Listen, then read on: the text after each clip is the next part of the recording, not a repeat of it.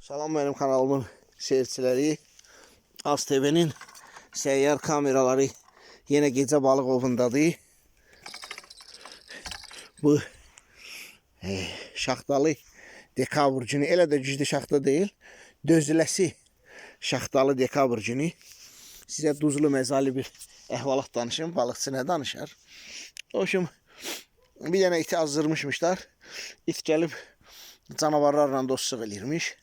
Bütün taktikaları zadı bunlara başa salmışmış ki, kəndə necə girmək olar, pəyə hardadır, qoyunları hardan götürmək olar, çoban nə vaxt yatır. O üçün deyir, canavarlara qoşulan itdən qorx. O üçün bunlarla yola gedirmiş. 1 il, 2 il, 3 il, 5 il it olduğu şey yadından çıxmışmış. Bir gün çox şaxtalı qış keçir. Çox şaxtalı qış keçir. Birisi də canavar iti yiyir. Tək iti yox, qabağına nə çıxdı yiyir. Yemək tapa bilmirlər. İndi bir-birlərini yeməyəcəklər ki, əlbəttə ki, iti basıb yiyirlər bu canavarlar. İti basıb yiyirlər, sonra deyirlər ki, Alatay, neçə ildir bununla dostluq eləmişik.